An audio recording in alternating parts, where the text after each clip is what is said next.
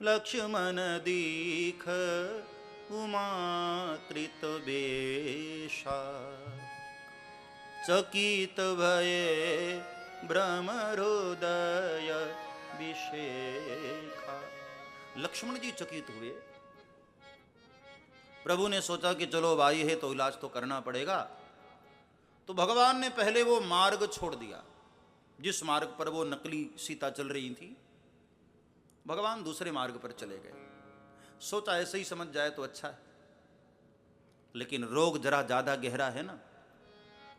सती ने सोचा कि लगता है मुझे देख नहीं पाए, वो भी दौड़कर उसी रास्ते पर चली गई जहां प्रभु चल रहे थे।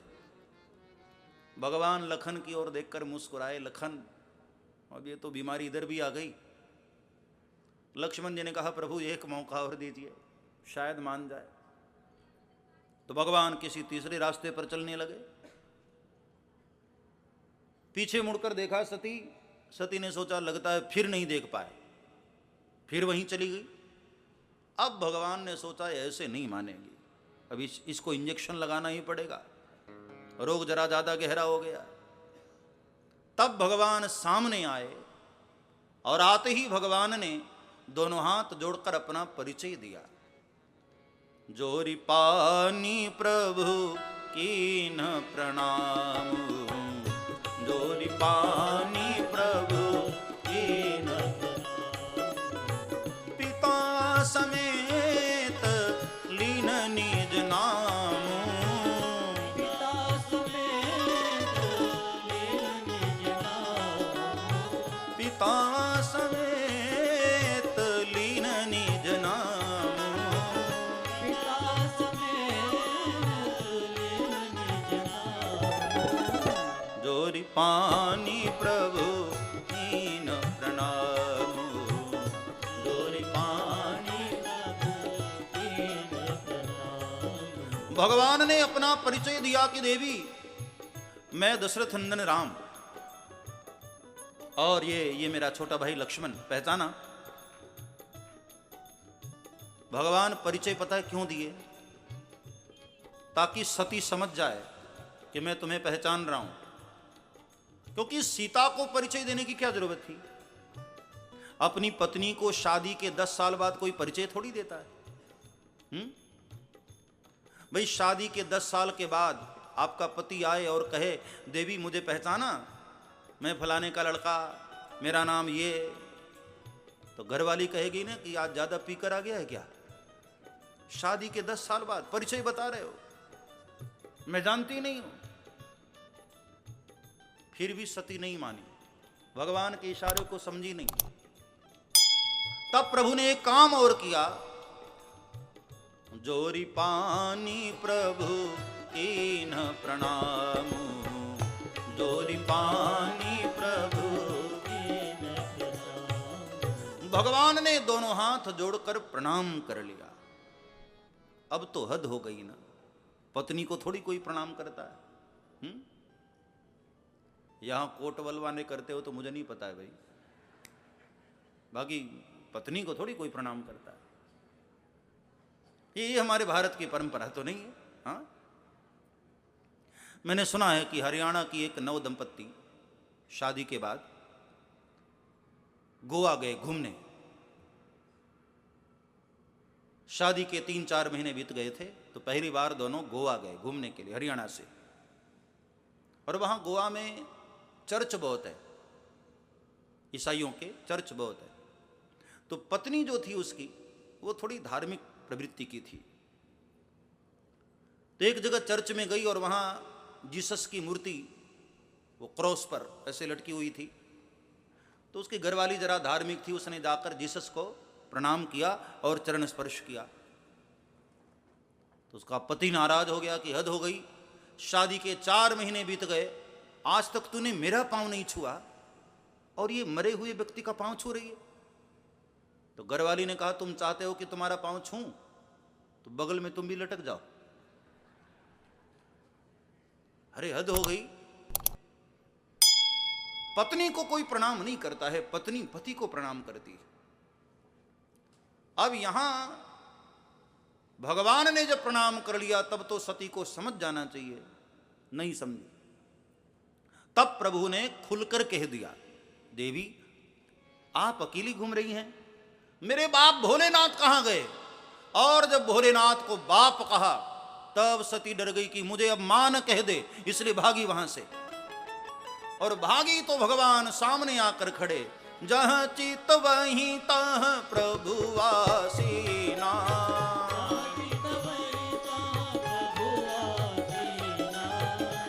डर के मारे भागी, भगवान सामने आकर खड़े हुए। और मजे की बात ये, असली सीता भगवान के साथ।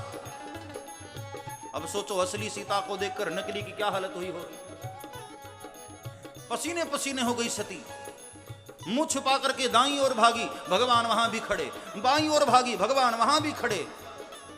जहां चित वहीं तहां प्रभु आसीना।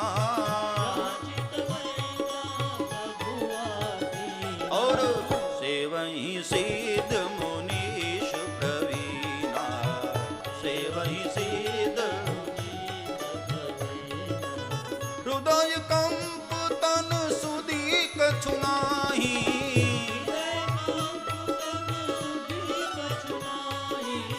हृदय कंप तन सुधी कछु नाही।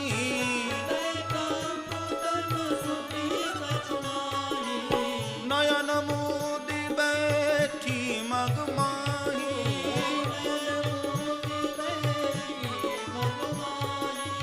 नयन मोदी बैठी मगमाही। नयन नयन मोदी बैठी मगमाही।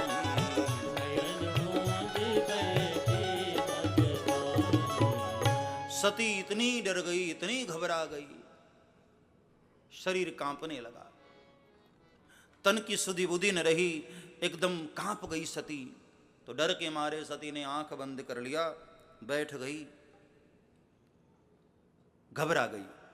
लक्ष्मण जी ने सोचा कि प्रभु अब बीमारी ठीक हो गई है लगता है, अब छोड़ दीजिए, अब इसको एडमिट की जरूरत नहीं है, छोड़िए। तो भगवान अचानक वहां से अंतर्ध्यान हो गए, न सीता जी, न लक्ष्मण, न प्रभु राम। अब सती उठी, लेकिन अब सती के मन में बड़ा पश्चाताप, बड़ी आत्मग्लानि, बड़ी दुखी हुई सती कि अब मैं भोलेनाथ यदि पूछ लिए मैं क्या उत्तर दूंगी। अब शर्मा रही है, शर्मिंदगी से मन में बड़ा पश्चाताप है कि अब मैं कैसे, क्या मुंह लेकर शिव के पास जाऊं। अक्सर ऐसा होता है ना, हम लोग भी गलती कर लेते हैं, बाद में पछताते हैं, यार ऐसा न किया होता तो अच्छा था। लेकिन प्यारे, बाद में तुम कितने ही पछता लो, बाद का पछताना किस काम का? काम बिगड़ ही गया, अब बाद में तुम कितना ही सिर पेटो। इससे अच्छा है पहले विचार कर कदम बढ़ाओ। बिना विचारे जो करे सो पाछे पछता। बगैर विचार किए करोगे तो पछताना ही पड़ेगा साहब। इसलिए शुरू में विचार कर लो। कोई भी कदम बढ़ाने से पहले 10 लोगों को पूछो, क्या वर्षा जब कृषि सुखाने। भाई कृषि सूख ही जाए, बाद में बारिश हो, उस बारिश का क्या? बाद में तुम कितने ही पछताओ काम बिगड़ने के बाद, क्या मतलब उस पछताने का? इसलिए कहते हैं कोई भी कदम बढ़ाओ तो बार बार विचार करो, खुद विचार करो, चिंतन करो कि ये कार्य जो करने जा रहा हूं ठीक है कि नहीं। बाद में हमें रोना पड़े ऐसा कार्य करो ही मत। बिना विचारे जो करे सो पाछे पछता है। बगैर विचार के क्यों? पहले विचारो, पहले सोचो, बार बार विचार करो। एक आदमी सुबह सुबह गांव में अपने घर के बाहर बैठकर दातून कर रहा था। पुराने जमाने की बात, दरवाजे पर बैठा हुआ दातून कर रहा था। वो पड़ोसी के यहां सामने एक भैंस बंधी थी। तो भैंस की सींग भी कुछ ऐसी थी कि एकदम गोल, और आपस में ज्वाइंट, दोनों सींग आपस में जुड़ी और बिल्कुल गोल वर्तुलाकार। तो आदमी दातून करते करते सोच रहा है कि ये भैंस के सींग में अपना मैं सिर घुसाऊं तो चला जाएगा कि नहीं। दातून करते करते सोच रहा है। 1 दिन हुआ, 2 दिन हुआ, 4 दिन हुआ। रोज दरवाजे पर जब भी दातून करता भैंस दिखाई पड़ती और मन में यही ख्याल आता कि ये सींग में अपना सिर में घुसाऊं तो घुस जाएगा। एक दिन उसने जाकर घुसा ही दिया। अब सींग में उसका सिर घुसा तो भैंस भी बेचारी घबराई और सिर इधर उधर करने लगी और इतने में उसकी गर्दन फंस गई अंदर। चिल्लाने लगा गांव वालों को, बचाओ बचाओ भैया बचाओ। गांव वाले सब इकट्ठे हुए, ये क्या किया तूने। और भैंस भी बेचारी घबरा गई और बड़ी मुश्किल से गांव वालों ने भैंस को कंट्रोल किया, पकड़ा, जैसे तैसे आरी से काट वाट कर इसका सिर निकाला। सिर बच गया।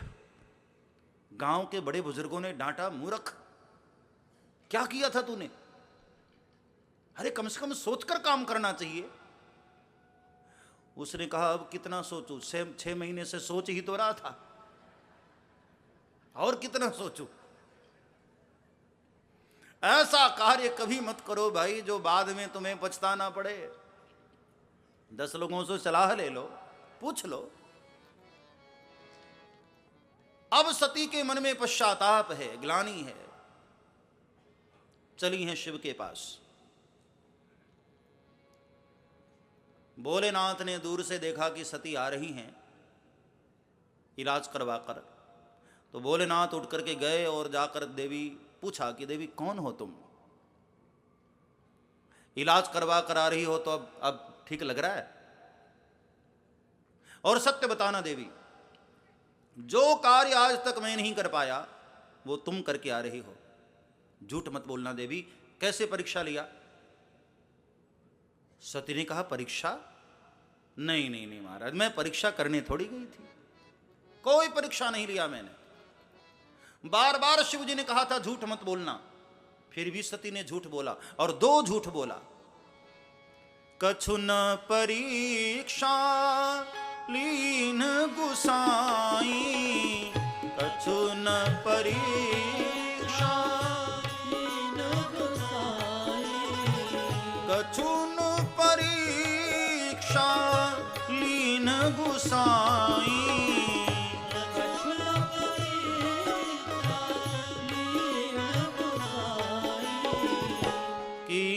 प्रणाम तुम्हारी नाई,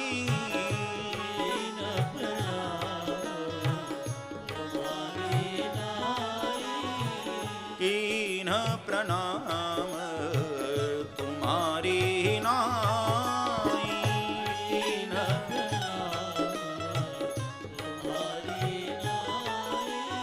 महाराज मैंने कोई परीक्षा नहीं लिया,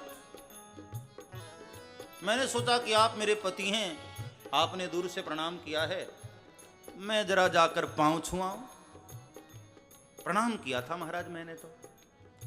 कितना झूठ बोल रही हैं, इसने प्रणाम किया, उल्टे प्रभु ने इसको प्रणाम किया और यहां आकर झूठ बोल रही, मैंने कोई परीक्षा नहीं लिया महाराज।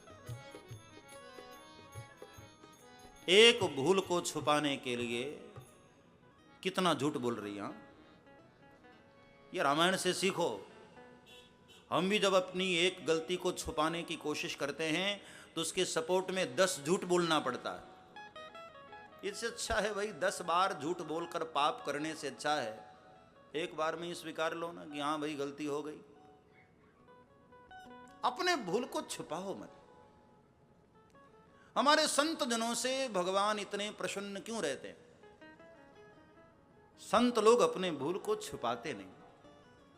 मौसम कौन कुटिल खल काम।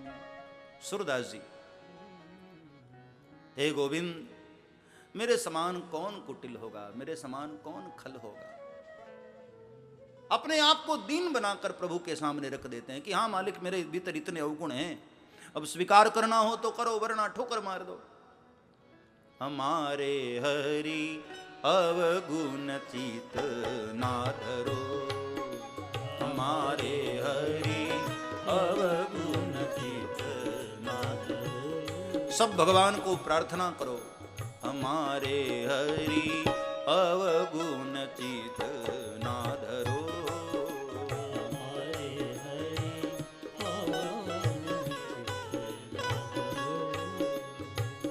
समदर्शी है नाम तिहारो, समदर्शी है नाम तिहारो, समदर्शी है नाम तिहारो, समदर्शी है नाम तिहारो। चाहो तो पार करो, अवगुण चित ना धरो, हमारे हरि अवगुण चित ना धरो, हमारे प्रभु अवगुण चित ना धरो, हमारे हरि अवगुण चित ना धरो। अपने भूल को छुपाओ मत। किससे गलती नहीं होती है? हाँ, बड़े बड़े महापुरुषों से भी गलती हो गई साहब, बड़े बड़े ऋषियों से भी भूल हो जाती है। भूल कर देना ये कोई बड़ी बात नहीं है। मन जो गलती का पुतला है, जो अक्सर हो ही जाती है, लेकिन गलती को छिपाना ये बुरी बात है। महात्मा लोग अपने भूल को छिपाए नहीं, प्रभु से कबूल कर लिया, मालिक मुझ में इतने अवगुण हैं, लेकिन आप तो समदर्शी हैं ना। एक नदिया एक नार कहावत, एक नदिया एक नार कहावत, एक नदिया एक नार कहावत, एक नदिया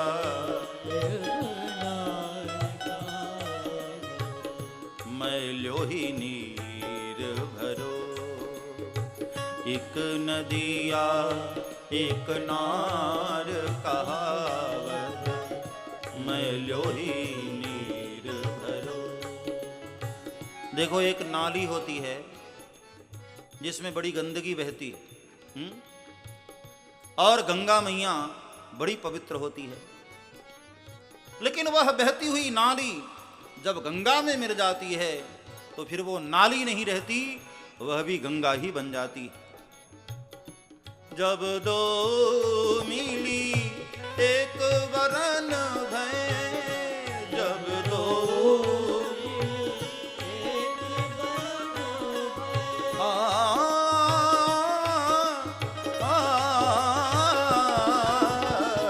जब दो मिली एक वरन भय, सुर सरी नाम पर्यो,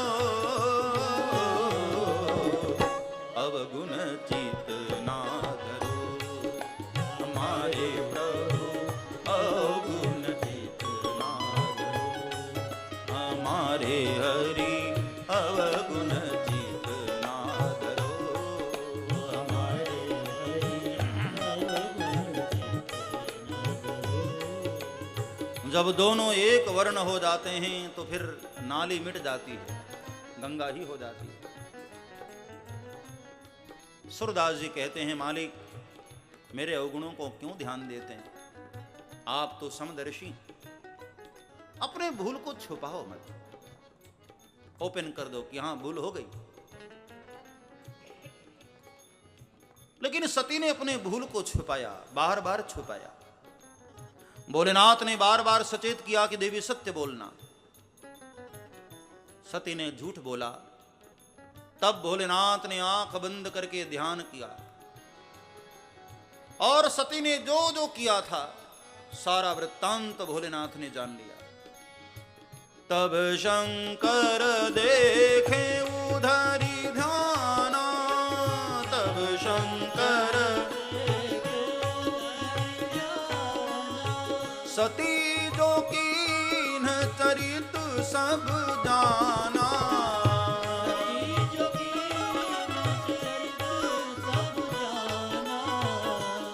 शंकर देखे उधरी ध्याना, तब शंकर देखे उधरी ध्याना, तब शंकर देखे उधरी ध्याना, तब शंकर देखे उधरी ध्याना।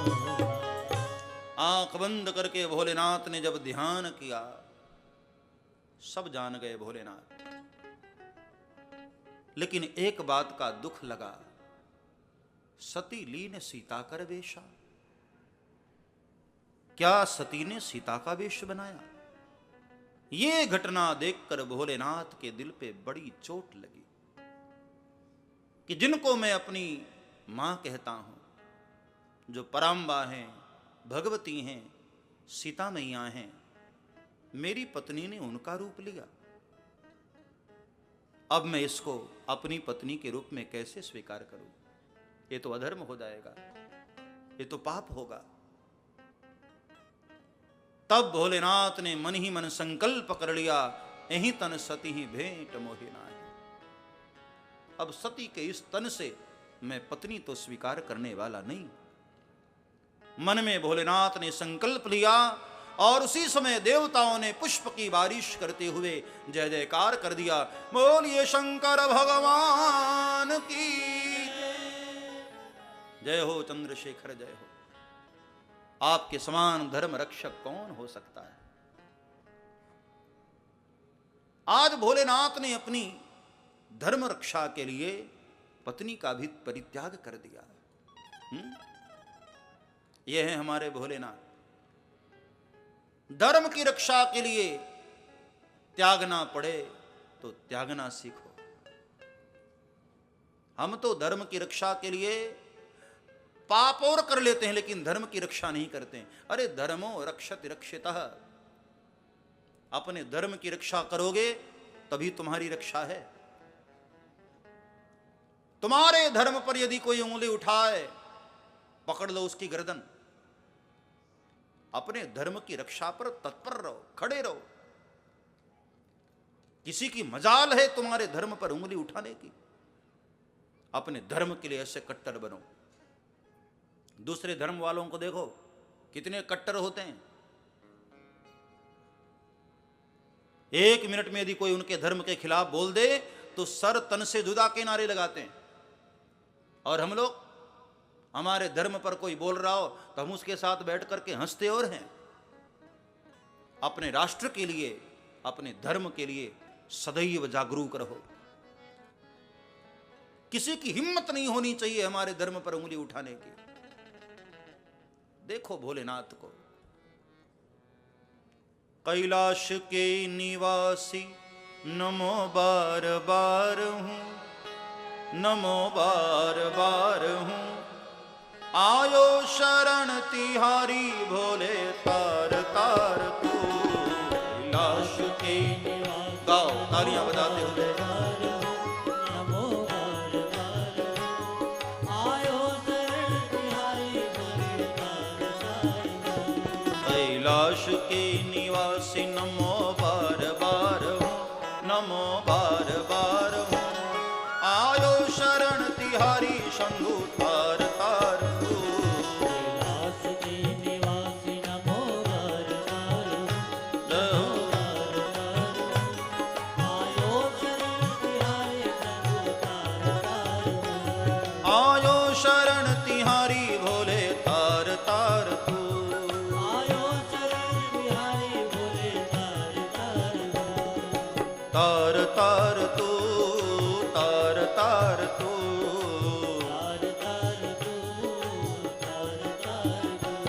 आयो शरण तिहारी भोले तार तार तू। आयो शरण तिहारी भोले तार तार तू। भक्तों को कभी तूने निराश ना किया, मांगा जिन्हें जो चाहा वरदान दे दिया। भक्तों को कभी तूने निराश ना किया, हे भोले, वरदान दे दिया। भक्तों को कभी शिव ने निराश ना किया, मांगा जिन्हें जो चाहा वरदान दे दिया।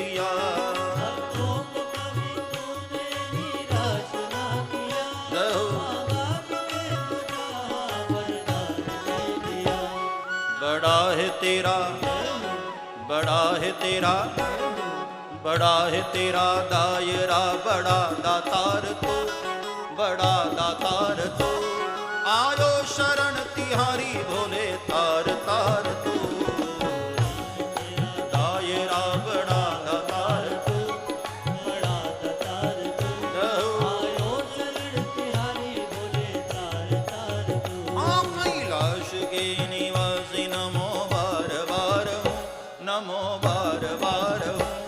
आयो शरण तिहारी भोले तार तार तू, कैलाश के निवासी नमो बार बार, नमो बार बार।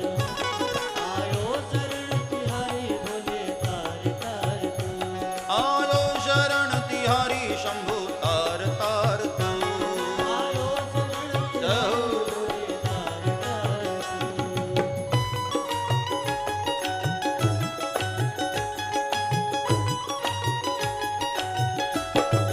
भोले दोनों हाथ उठा करके तालियां बजाते हुए हरि बोल।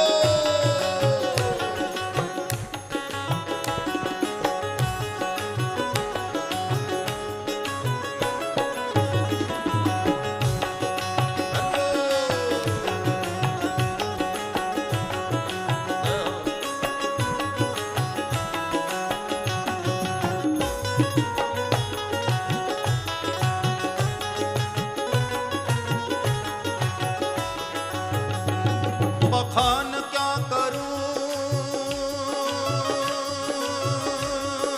भोले, हे भोलेनाथ। बखान क्या करूं तेरी राखी के ढेर का, चुटकी भभूत में है खजाना कुबेर का।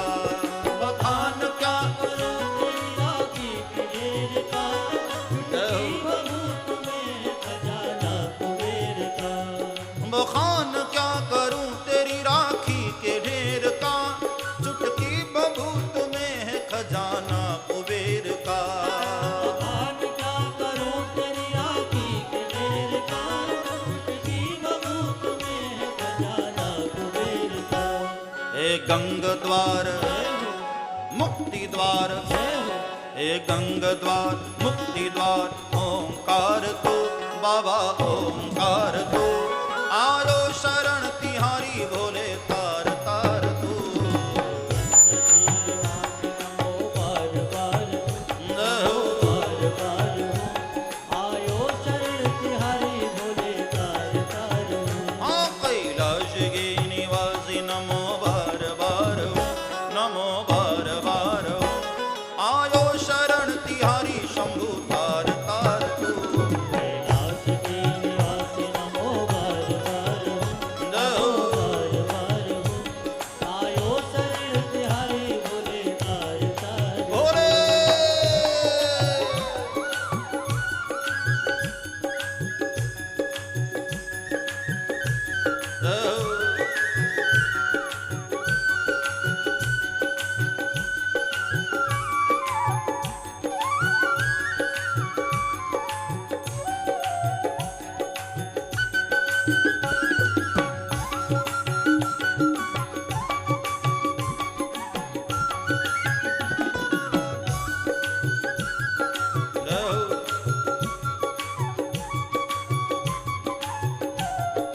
भोले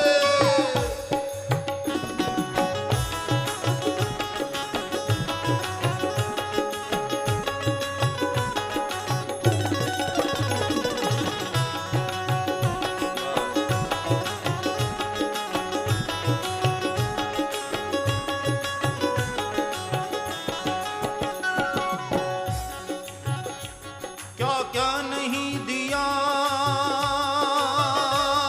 ए भोले, ए भोलेनाथ। क्या क्या नहीं दिया हमें क्या प्रमाण दे, क्या क्या नहीं दिया हमें क्या प्रमाण दे। बस गए तीनों लोक शंभु तेरी दया से, बस गए शंभु तीनों लोक तेरी दया से।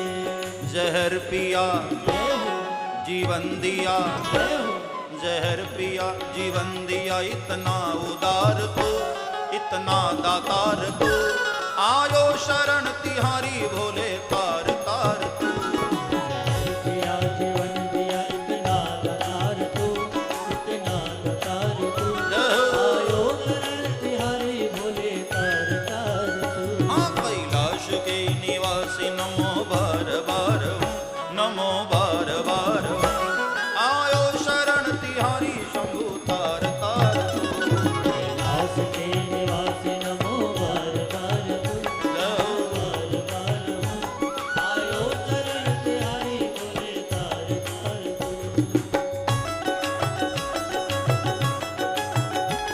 दोनों हाथ उठा करके तालियां बजाते हुए भोले शंकर।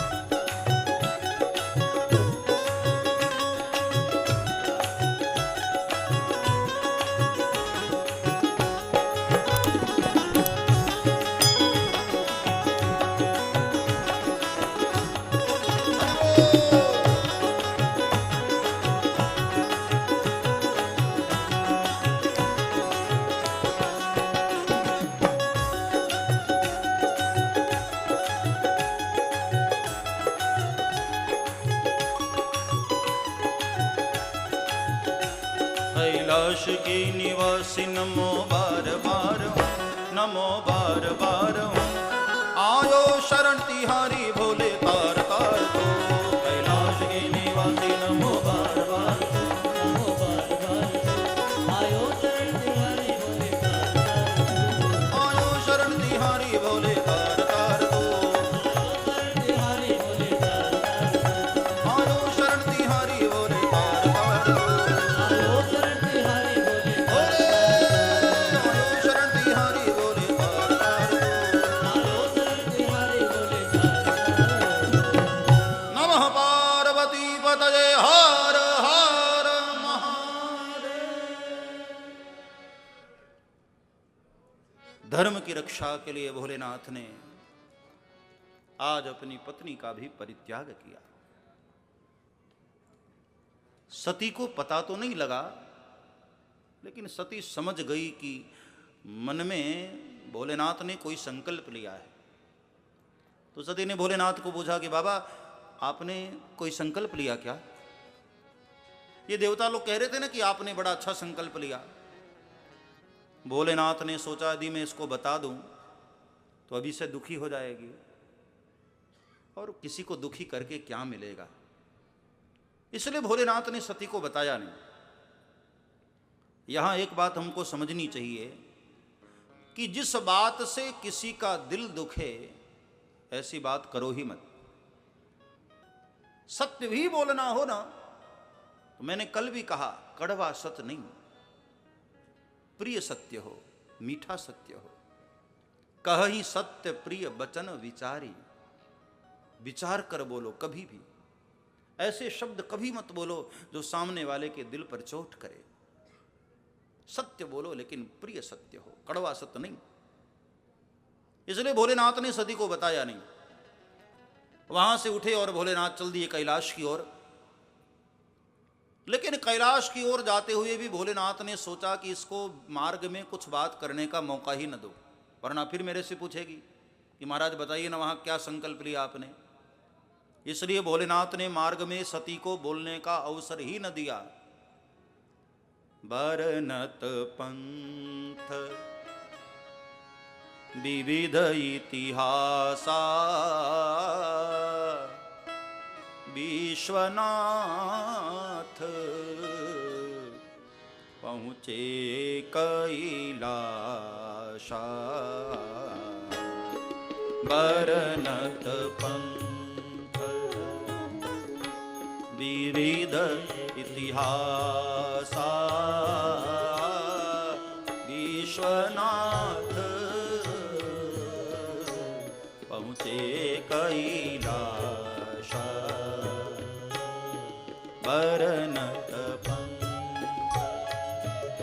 मार्ग में इतिहास पुराणों का वर्णन करते हुए चले कैलाश की ओर, और यहां कैलाश पर आते ही भोलेनाथ ने फिर से ऐसा कार्य किया, सती को बोलने का मौका ही न दिया।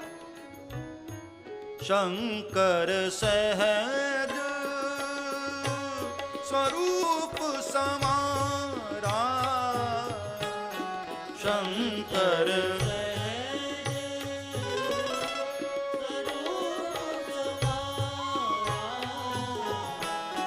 शंकर सहज स्वरूप समारा, शंकर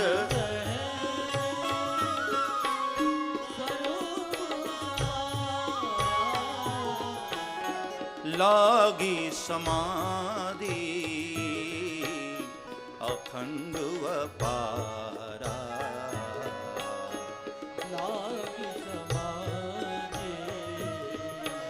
अखंड अपारा, शंकर सहज स्वरूप समारा, शंकर सहज।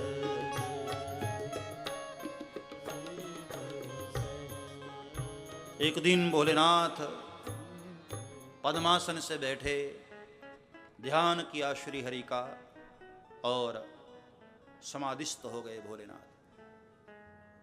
और ऐसी समाधि लगा ली कि हजारों वर्षों के लिए भोलेनाथ समाधिस्थ हो गए। सती से बात ही न किया, बताया तो नहीं, लेकिन ऐसा कार्य किया कि सती को खुद ही पता लग गया कि भोलेनाथ हमसे रूठे। देखो यहां एक बात बाबा तुलसी कहते हैं,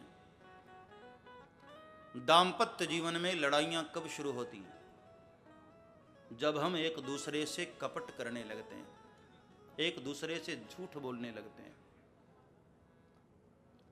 जल पे सरिस विकाय देखहु प्रीत की रीत भली, बिलग होई रस जाय कपट खटाई परत खन। जब दो व्यक्ति में प्रेम होना तो वहां कपट नहीं करना चाहिए। छल मत करो, कपट मत करो। तुम्हारे ऊपर कोई भरोसा करता हो, उसके साथ धोखा मत करना साहब।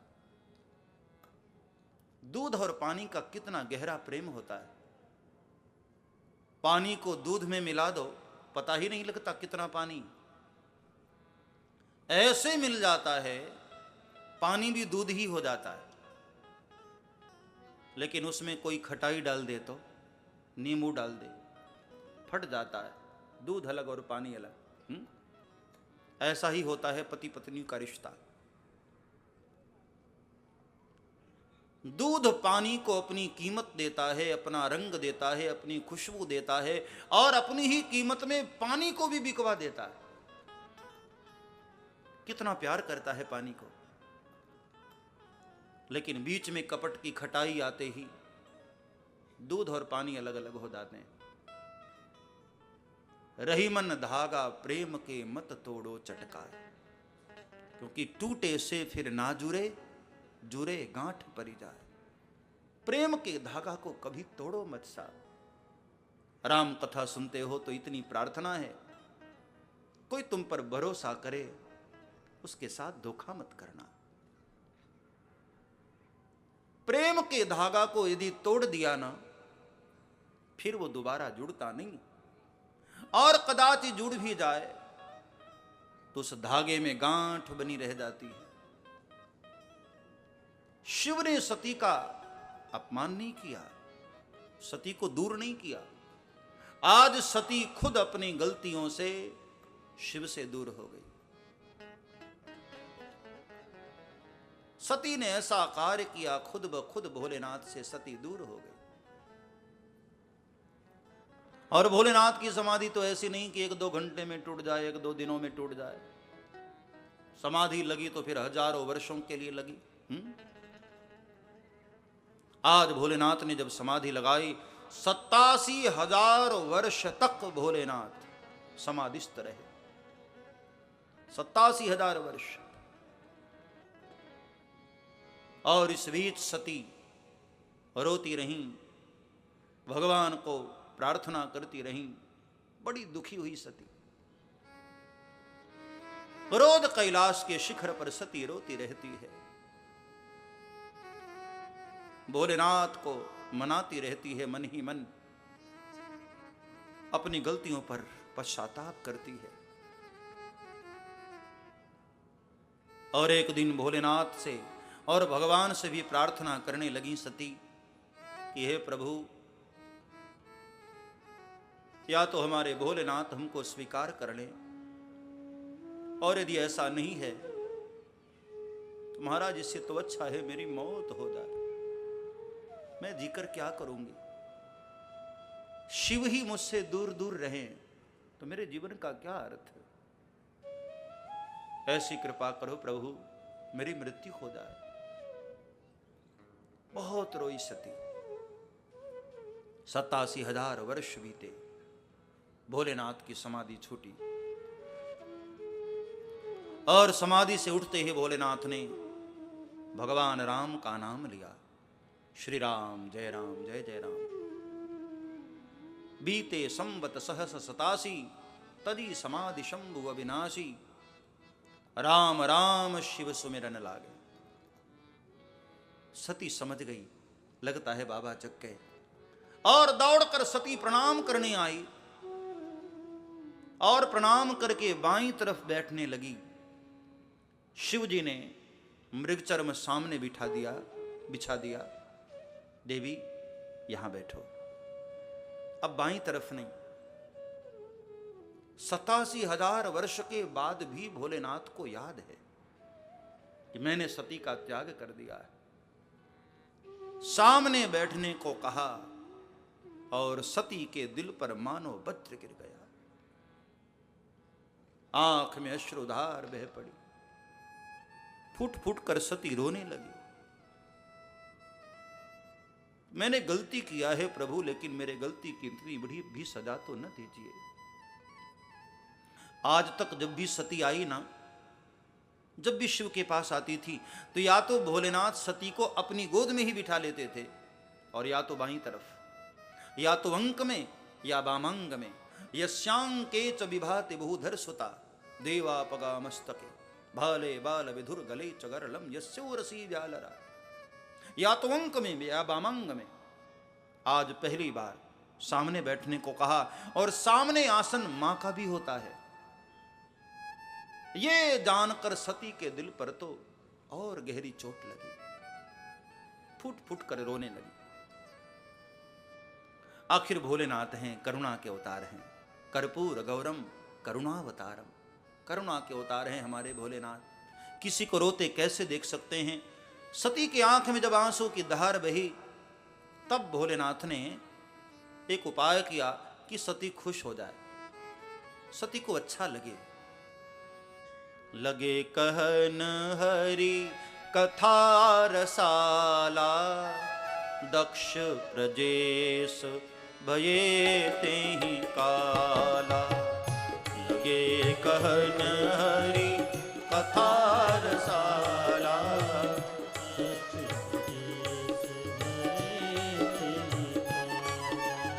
भोलेनाथ ने उसी वक्त राम कथा गानी शुरू कर दी, और दुनिया को मानो बताया, उदास होना तो भगवान की कथा का आश्रय करना। जीवन में जब भी परेशान हो जाओ, उदास हो जाओ, मन न लगता हो, चले आओ भगवान की कथा में। भगवान की कथा का वो सामर्थ्य है, रोते हुए जीव को भी मुस्कुराना सिखा देती। आपको भरोसा न होगा, लेकिन ये प्रमाण है, दुखी से दुखी व्यक्ति भी राम कथा से सुखी हो जाता है। उदाहरण आपको देखना है, सुंदरकांड में देखो, सीता मैया कितनी दुखी बैठी थी। जब हनुमान जी गए तो हनुमान जी ने वहां जाकर क्या किया? रामचंद्र गुण बर नहीं लागा, सुनत ही सीता हर दुख भागा। रामचंद्र गुण बर नहीं लागा,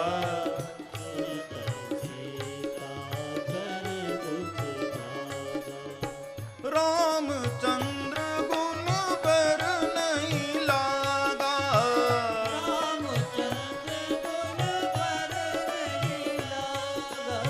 रामचंद्र गुण बर नहीं लागा।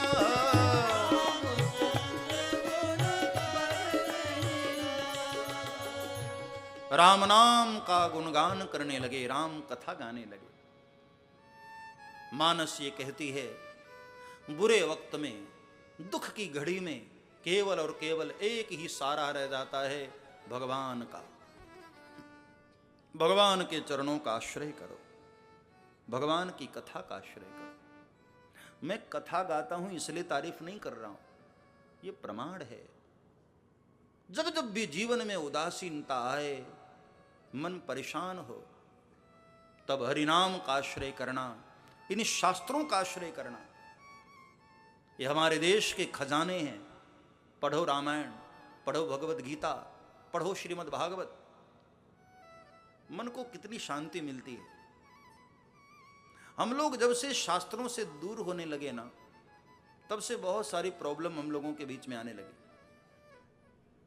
दुनिया भर के, पहले कहाँ इतने डॉक्टर हुआ करते थे, हाँ?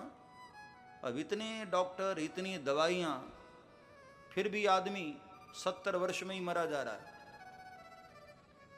पहले न इतनी दवा थी, न इतने डॉक्टर थे, फिर भी आदमी 100 साल जीता था।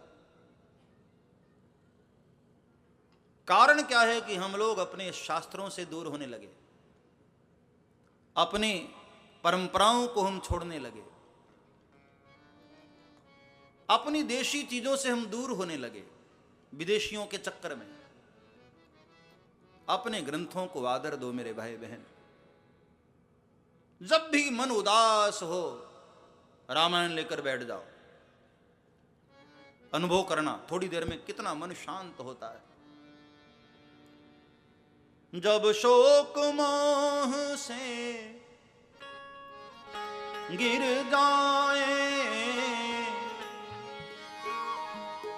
जब शोक मोह से गिर जाए, जब शोक मोह से गिर जाए, तब गीता बचन हृदय लाए, तब गीता बचन हृदय लाए। युग युग का अनुभव भरा हुआ, युग युग का भरा हुआ, भगवान तुम्हारी गीता में जाने